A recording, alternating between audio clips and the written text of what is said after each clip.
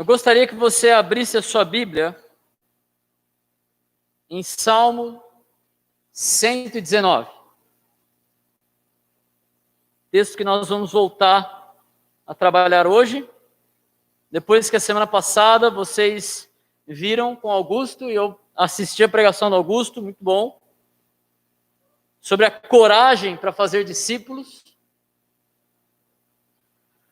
E hoje nós vamos voltar a ver como nós podemos amar mais a palavra de Deus. Bom? Então, Salmo 119, nós vamos trabalhar os versículos 65 a 72. Tá bom? Eu vou pedir para as crianças, só para tomarem o cuidado, eu sei que elas estão com os jogos, elas estão desenhando e tal, não tem problema nenhum.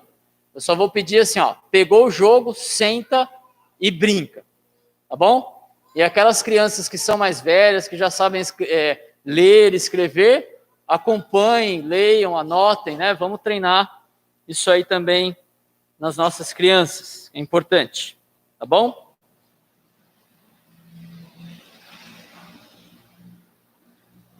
A última mensagem que a gente viu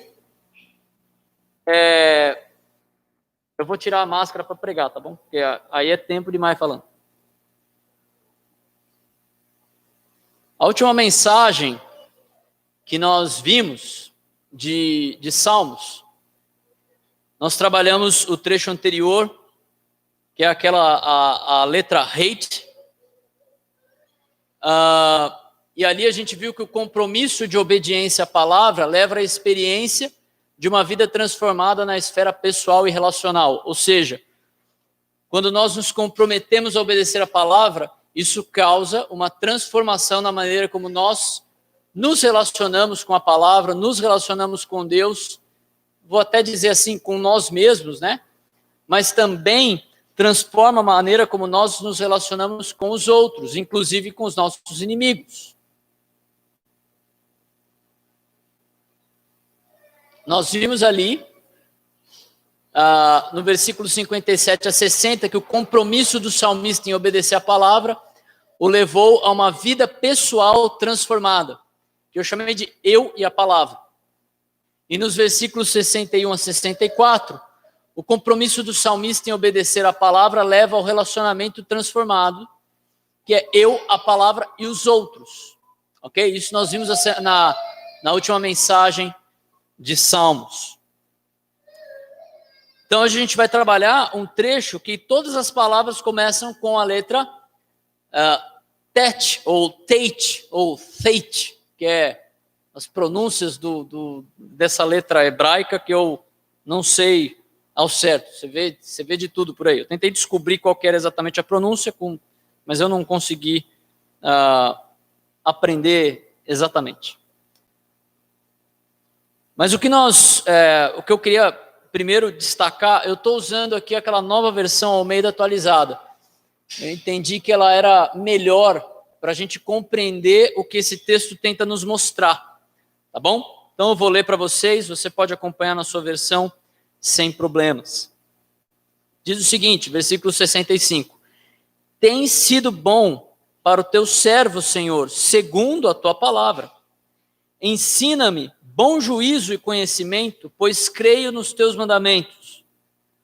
Antes de ser afligido, eu andava errado, mas agora guardo a tua palavra. Tu és bom e fazes o bem, ensina-me os teus decretos. Os soberbos têm forjado mentiras contra mim, mas eu guardo de todo o coração os teus preceitos. O coração deles se tornou insensível, como se fosse de sebo. Mas eu me alegro na tua lei. Foi bom que eu tivesse passado pela aflição, para que aprendesse os teus decretos. Para mim, vale mais a lei que procede da tua boca do que milhares de peças de ouro ou de prata. O que eu creio que ele está dizendo aqui, o que eu creio que é o ensino principal que a gente deve pegar daqui, é que aquele que confia na Bíblia responde positivamente à bênção da disciplina corretiva de Deus. E a gente vai entender o que é isso. E ele começa no primeiro trecho ali, nos versículos 65 e 66, falando de como Deus demonstra sua bondade, agindo conforme revelado na tua palavra. Ele diz: tem sido bom para o teu servo, Senhor, segundo a tua palavra. Ensina-me bom juízo e conhecimento, pois creio nos teus mandamentos. Primeiro, o salmista ele reconhece que Deus ele tem sido bom para com ele. E o salmista reconhece que ele é servo, que ele é escravo de Deus, ou seja, que ele está a serviço do Senhor. Ele usa a palavra aqui para se referir a Deus com aquela palavra Yahweh, que também é difícil saber a pronúncia, porque é uma palavra que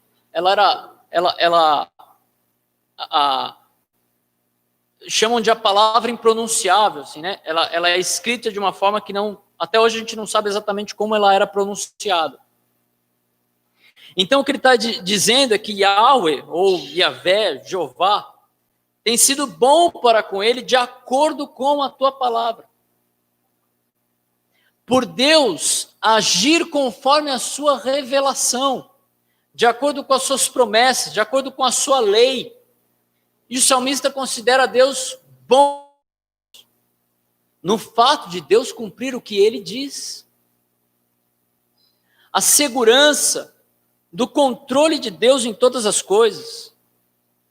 A segurança e a certeza que nós temos do futuro. A segurança, inclusive, nas tribulações. A segurança que o cristão pode ter, inclusive, na pandemia. Por quê? Porque Deus é bom para conosco segundo a tua palavra, segundo o que ele revelou. A gente sabe que Deus, diferente de mim, que sou falho, pecador, ele não vai acordar um dia e falar assim: vou destruir todo esse negócio. Cansei. Aí alguém pode falar: mas ele não fez isso no dilúvio? Fez. Mas ele foi tão bom que ele foi lá para um cidadão chamado Noé, que encontrou graça diante de Deus. Graça. Salvo pela graça. Falou assim: constrói um barco aí que eu vou destruir o resto. Todo mundo que estiver fora do barco vai morrer. Não foi de um dia para o outro, não foi porque Deus acordou mal-humorado. Estava no plano dele. Assim como nós sabemos que haverá uma grande tribulação no fim dos tempos, mas que também não é o descontrole da ira de Deus. Será conforme a sua palavra, certo? Conforme aquilo que ele já está alertando. Como é bom a gente saber que Deus age conforme a sua palavra. Agora, o que a gente vai ver é que Deus ele é bom, inclusive quando, ao cumprir as suas promessas e suas palavras, ele nos disciplina, porque ele disciplina quem ama. E o salmista, ele pede a Deus que lhe ensine bom juízo. Ele pede a Deus que lhe ensine a tomar boas decisões. E também pede conhecimento, pede percepção, habilidade. E o motivo disso é que o salmista, ele creu, ele confiou, ele tem certeza, ele tem embasamento na palavra de Deus para isso. Agora, de onde veio essa confiança do salmista? O que produziu fé na palavra? Como é que Deus produziu esse conhecimento e esse bom juízo para tomar boas decisões? Que ele está se referindo aqui. Eu creio que Deus fez isso, ele faz isso, dentre outros meios, através da sua disciplina corretiva. Ok? Ou seja, quando ele nos corrige mesmo, como a filhos. Por isso que a outra seção desse salmo diz que a disciplina corretiva do Senhor produz reações positivas na vida do crente. Não é verdade que muitas vezes as pessoas falam assim: mas você está corrigindo o seu filho, você está ensinando ele a bater, você está ensinando ele a reagir. Não, se for bem feito, se a disciplina corretiva dos filhos for feita conforme a palavra, não é isso que vai acontecer. Vai ter boas coisas sendo produzidas na vida dos nossos filhos. E nós podemos confiar nisso, porque é o que Deus nos ensina, de acordo com a sua palavra, certo? E olha o que ele fala: antes de ser afligido, eu andava errado, mas agora eu guardo a tua palavra. Tu és bom e fazes o bem, ensina-me os teus decretos. Os soberbos têm forjado mentiras contra mim, mas eu guardo de todo o coração os teus preceitos. O coração deles se tornou insensível, como se fosse de sebo. Mas eu me alegro na tua lei. Foi bom que eu tivesse passado pela aflição, para que aprendesse os teus decretos. Para mim, vale mais a lei que procede da tua boca do que milhares de peças de ouro ou de prata. O salmista começa, então, o versículo 67, lembrando de um processo que aconteceu com ele. Lembrando que ele foi afligido. O que é ser afligido? O que é isso? Falar um pouco mais perto? Tá bom. Vou tentar. Obrigado.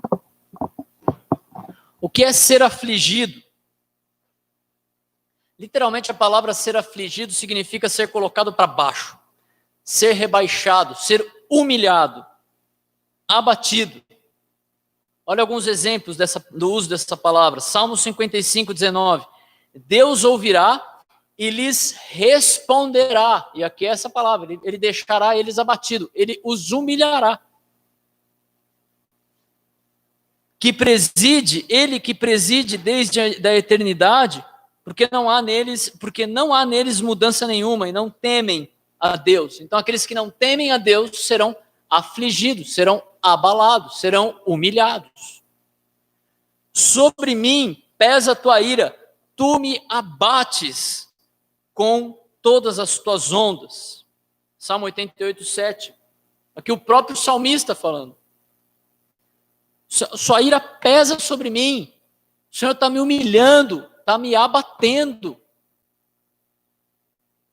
Salmo 90, 15.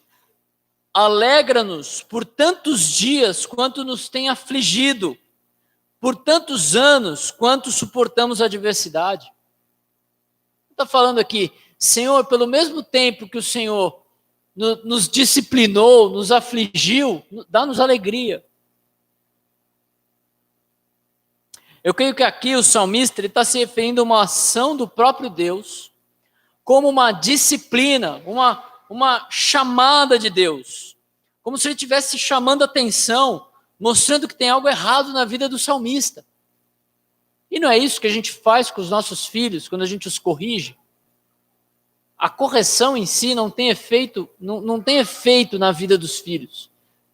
A correção, ela tem o efeito para chamar a atenção dos filhos. A hora que eles sentem dor, eles olham e falam assim, tem alguma coisa errada. Esses dias eu ouvi de uma das minhas filhas, eu estou cansada, o meu coração é muito ruim. E eu falei para ela, ótimo, você entendeu. Você entendeu. E eu creio que é isso que Deus está fazendo aqui, chamando a atenção do salmista. Uma aflição permitida por Deus, um período de humilhação, de rebaixamento, resultado da própria ação de Deus contra o nosso pecado. E como é que isso acontece? Tem muito a ver com o trecho que a gente já leu algumas semanas atrás em Levítico, certo? Que é como Deus prometeu que ia tratar Israel. Mas se vocês não me ouvirem e não puserem em prática todos esses mandamentos e desprezarem os meus decretos, rejeitarem as minhas ordenanças, deixarem de pôr em prática todos os meus mandamentos, e se forem infiéis à minha aliança, então assim os tratarei. Eu trarei sobre vocês pavor repentino, doenças e febre que tirarão a visão de vocês e definharão a sua vida. Vocês semearão inutilmente, porque os seus inimigos comerão as suas sementes. O meu rosto estará contra vocês. E vocês serão derrotados pelos seus inimigos, e os seus adversários os dominarão, e vocês fugirão, mesmo quando ninguém estiver perseguindo.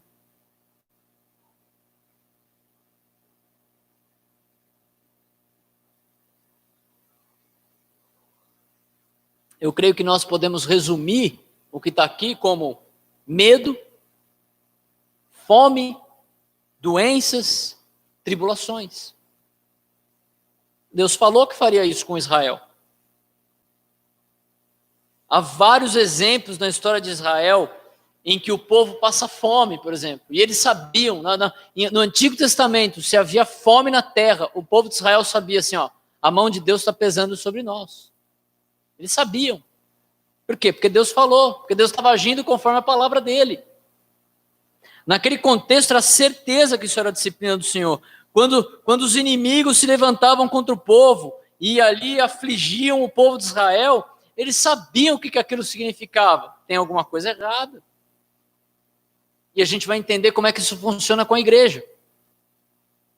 E o salmista, ele reconhece que antes dessa disciplina ele andava errado, ele se extraviou, seja por ignorância, sem intenção, ou por imprudência, por distração.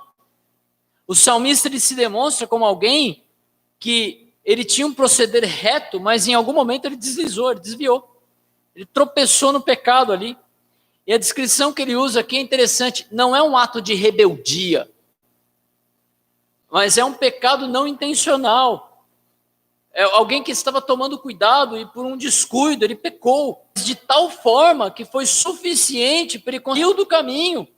Ele saiu do caminho certo e por causa da aflição promovida por Deus ele retornou ao caminho. Então a gente pode pensar aqui uma aplicação para nós que quando nós passamos por momentos de tribulação, pode ser somente uma provação de Deus que ele está permitindo, certo? Mas a gente também precisa sondar o nosso coração para garantir que a gente não tem nenhum pecado não confessado. Alguma situação ou alguma coisa na nossa vida que precisa ser acertada diante de Deus. Inclusive, hoje é ceia. Então hoje, lembra, né? Examine-se o homem a si mesmo. Exatamente esse exercício de ver se há algo para ser acertado. E a partir daí, então, o salmista, ele mostra 6 reações positivas à disciplina de Deus, que demonstram que aquele que confia na Bíblia responde positivamente à bênção da disciplina corretiva de Deus.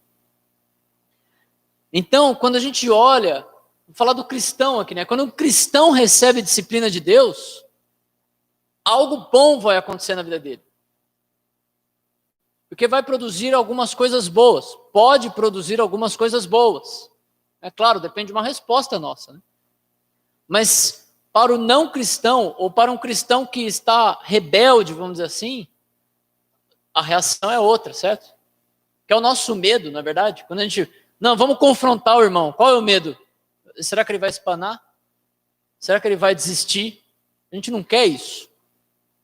O processo de disciplina, inclusive, é um processo de restauração, não de punição para que desista de vez. Não é essa a intenção. Então, a primeira reação positiva que ele demonstra é arrependimento. Olha só, antes de ser afligido eu andava errado, mas agora guarda a tua palavra. Arrependimento, mudança de ideia. Eu estava, antes de passar pela aflição promovida por Deus, ele estava andando errado, ele estava vivendo errado. Ele tinha um estilo de vida fora do que deveria. Descarrilhado, né? Como um trem que está fora do trilho. Mas uma vez que ele foi afligido, agora ele fala que ele guarda a palavra. Que ele passou de uma vez por todas a ter um outro estilo de vida. Mudei de ideia, me arrependi. Saí do caminho descarrilhado que eu estava e voltei para o caminho certo. E aqui eu lembro de Davi com o profeta Natã. Davi toma uma série de decisões erradas ali, em relação a Batseba. Ele era casado, ela também era casada. Um dia ele olha para ela, depois de ter decidido não ir guerrear, não cumprir o seu papel como rei, certo? ele acorda numa tarde, né? Tava meio folgadão, assistindo Netflix, e aí, de repente, ele se depara ali com uma mulher muito bonita e decide chamá-la para conhecê-la. Essa mulher engravida. O marido dela está na guerra, ele chama o marido da guerra. Tenta arranjar um jeito ali para parecer que o filho era do marido. Não dá certo, aquele cara era fiel. Ao contrário dele, aquele cara era muito fiel. Ele falou, não posso. Imagina, o pessoal está na guerra, tenho que voltar para lá. Aí ele manda ele para a guerra. Com um recado, com uma carta. O cara leva a carta a sentença de morte dele. Ele leva a carta para o general lá, assim, põe ele no pior lugar da batalha. Ele morre. Davi se torna assassino. E tá tudo bem. Tá tudo certo. Tá tranquilo. E chega o profeta Natan e conta a história de um homem que tinha uma cordeirinha. E que um outro homem muito rico, quando recebeu algumas pessoas de viagem, pegou aquela cordeirinha para comer e para servir para a sua visita. E a reação de Davi é imediata. Esse cara tem que morrer. E Natan, você é esse homem. Mas não se preocupe, você não vai morrer. E naquela hora, Davi, parece que acende uma luz em Davi. Assim, pequei. Pensa bem, gente. Todo esse plano, todo esse negócio lá, fazendo o que fez. E de repente ele entende que ele pecou. Isso mostra como o nosso coração é enganoso. Quando a gente quer alguma coisa, amados, a gente é capaz de virar a realidade do avesso, a ponto da gente mesmo acreditar que aquilo que a gente quer, que é pecaminoso, é certo. E está tudo bem. Se deu certo, né? Nossa, agora deu tudo certo, está tudo bem agora. E tem que vir alguém de fora e... Davi, você é esse homem. E ele se arrepende. E como reação, né? Davi escreve ali o Salmo 51, que se Deus quiser a gente vai cantar no final. Então a disciplina de Deus sempre levará um filho dele ao arrependimento, ou pelo menos sempre essa a intenção, né? A mudança de ideia. Então a gente precisa, a gente não precisa ter medo do processo de arrependimento. O que Deus quer produzir é isso.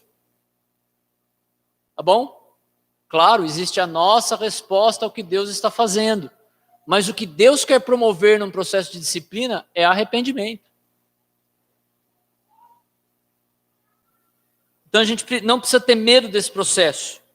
Seja na vida de um irmão, seja na nossa vida, a gente tem que ter a coragem de se envolver na vida uns dos outros para que Deus possa promover esse arrependimento. De chegar na vida de um irmão e, vamos dizer assim, afligi-lo, né? Como uma ferramenta de Deus ali na vida daquele irmão, como Natan foi uma ferramenta de Deus na vida de Davi.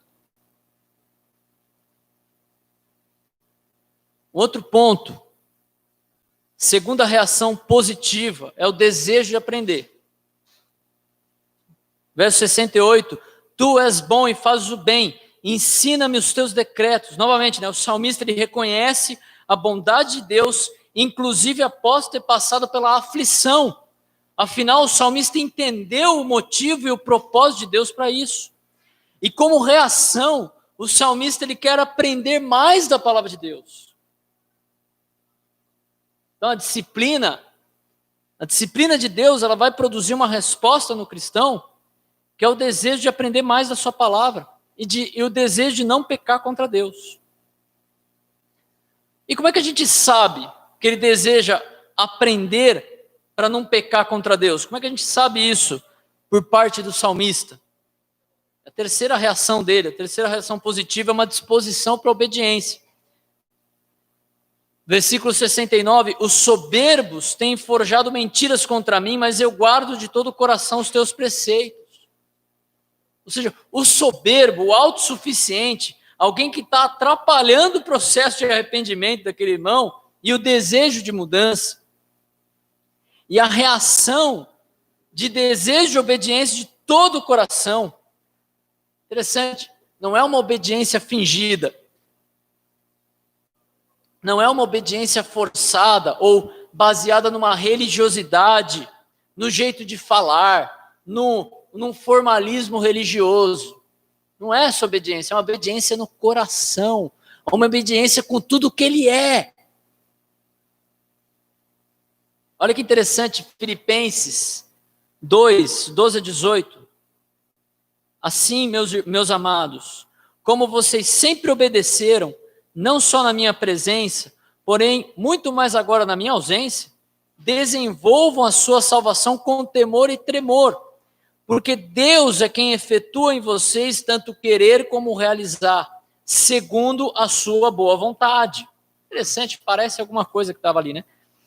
Façam tudo sem murmurações nem discussões, para que sejam irrepreensíveis e puros, filhos de Deus inculpáveis, no meio de uma geração pervertida e corrupta, na qual vocês brilham como luzeiros do mundo, preservando a palavra da vida, e assim no dia de Cristo, poderei me gloriar de que não corri em vão, nem me esforcei inutilmente. Entretanto, mesmo que eu seja oferecido como libação sobre o sacrifício e serviço da fé que vocês têm, fico contente e me alegro com todos vocês. Assim também vocês, pela mesma razão, fiquem contentes e se alegrem comigo. Olha que interessante que Paulo está falando aqui sobre obediência completa, sobre obediência sem murmuração. Eu acho que você já viu isso.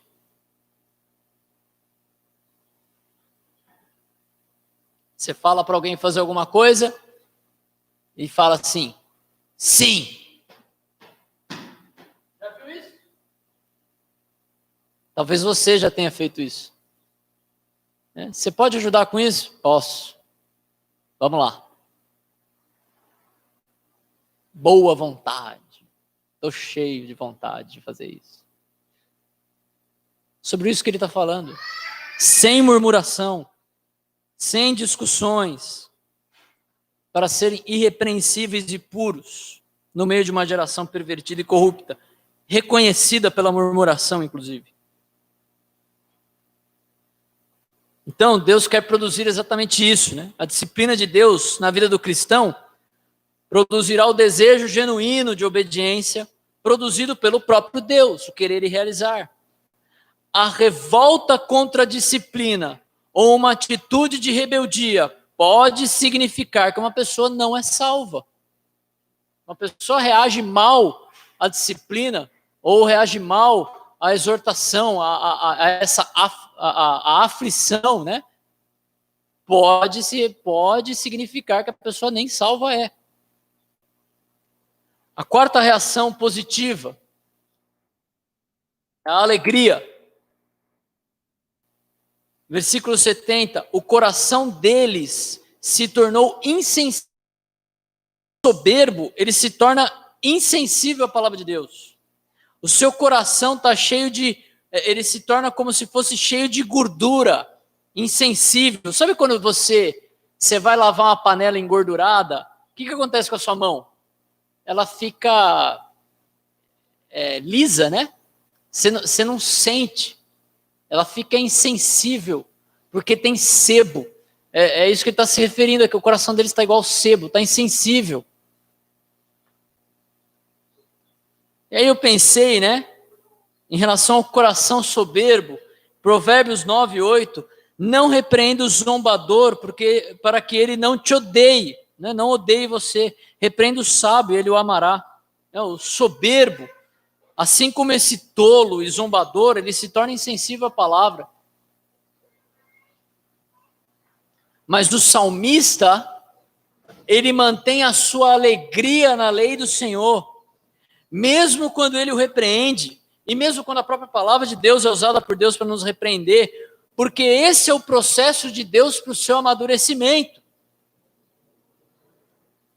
Aplicação: o cristão verdadeiro responderá à disciplina do Senhor sendo sensível ao que Deus está promovendo na sua vida. E, em última instância, poderá se alegrar nesse processo, por reconhecer que Deus está produzindo um caráter aprovado. É isso que Deus deseja. A quinta reação positiva é a gratidão. Olha só, versículo 71. Foi bom que eu tivesse passado pela aflição para que aprendesse os teus decretos. Foi bom. A gratidão é pelo entendimento de que esse processo de humilhação da disciplina de Deus, ele cumpre o seu propósito na nossa vida. Veja Hebreus 12. Hebreus 12, eu vou ler dos 5 ao 13, olha o que ele fala. E se vocês se esqueceram da exortação que lhes dirigia, como a filhos, filho meu, não despreze a correção que vem do Senhor, nem desanime quando você é repreendido por Ele, porque o Senhor corrige a quem ama e castiga todo filho a quem aceita. É para a disciplina que vocês perseveram. Deus os trata como filhos. E qual é o filho a quem o pai não corrige? Mas, se estão sem correção, da qual todos se tornaram participantes, então vocês são bastardos e não filhos.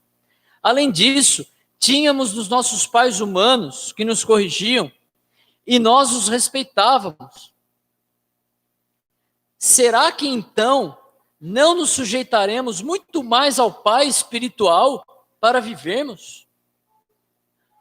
Pois eles nos corrigiam por pouco tempo, segundo melhor lhes parecia.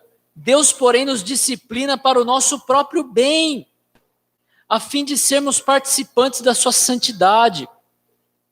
E, na verdade, toda disciplina, ao ser aplicada, pode parecer não parece motivo de alegria, mas de tristeza.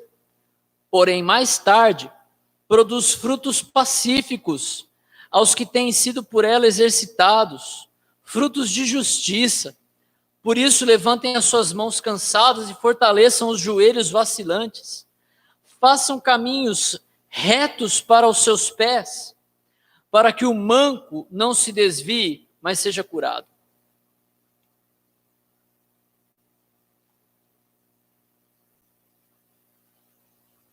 Amados, a esperança do cristão, há esperança para o cristão na disciplina. Quando o cristão sofre a disciplina do Senhor, uma coisa ele pode saber: eu sou filho. A gente costuma dizer o seguinte: já passamos por vários processos de disciplina. Não aqui, mas na IBNA. E a nossa reação é sempre a mesma. Vamos ver. Porque se uma pessoa decide viver em pecado, deliberadamente, e não é disciplinada, muito provavelmente não é convertido. Para não dizer certamente.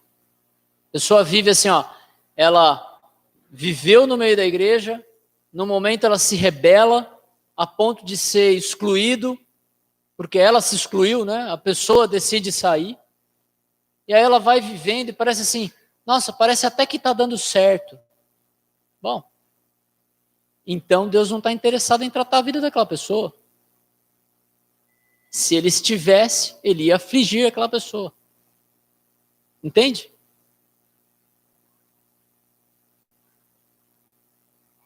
Essa é a esperança de um filho genuíno, de que quando ele estiver se desviando, o pai vai vir com disciplina para trazer ele de volta.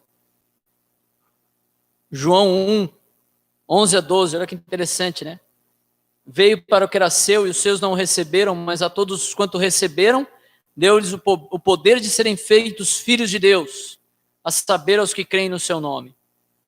Amados, esses filhos de Deus, que recebem poder para serem filhos de Deus, que são feitos filhos de Deus, eles contam com a disciplina de Deus quando necessário. Mas se está vivendo de qualquer jeito e não recebe disciplina, não é filho. É o que ele está afirmando ali em Hebreus.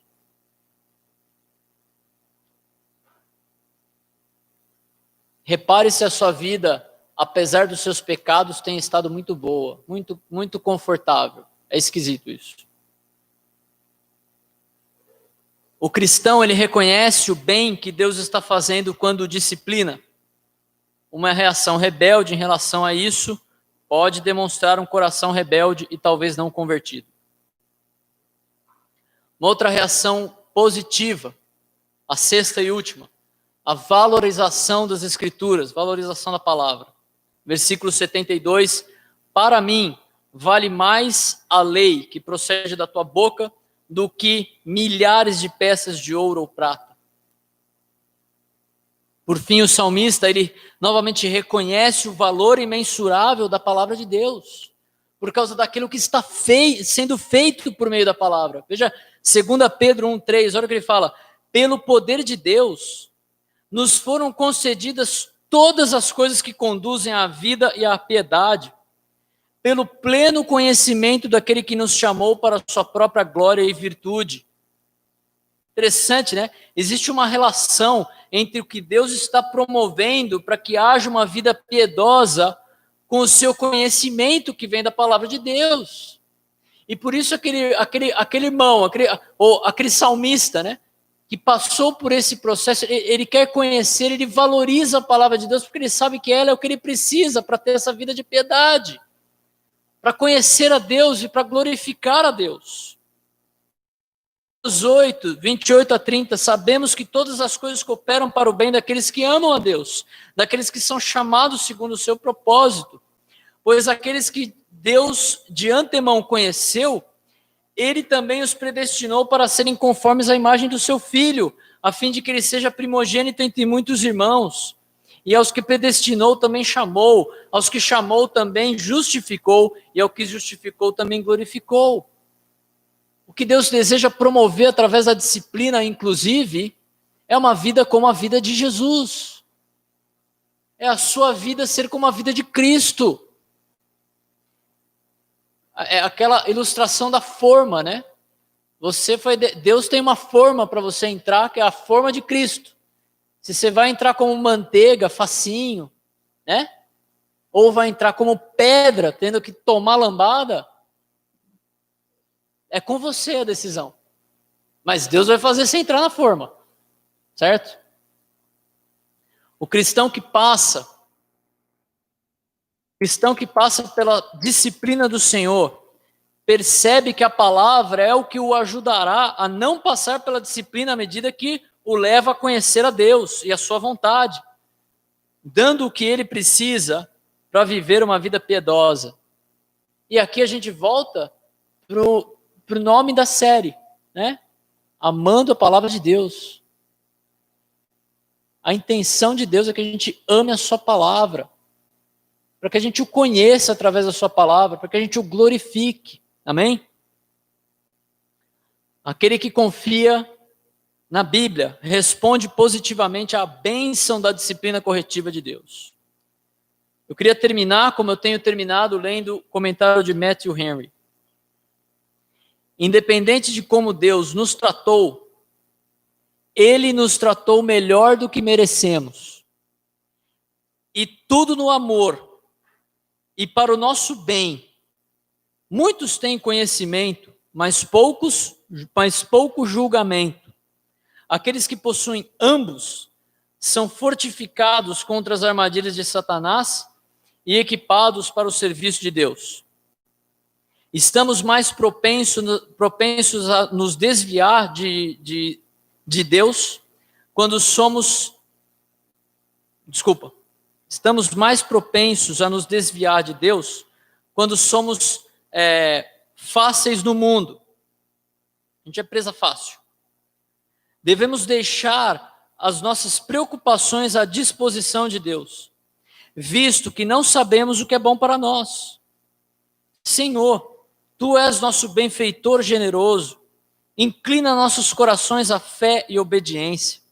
O salmista cumprirá o seu dever com constância e resolução. Palavra que o Augusto tem usado muito. Os orgulhosos estão cheios do mundo, com suas riquezas e prazeres, e isso os torna insensatos, seguros e estúpidos.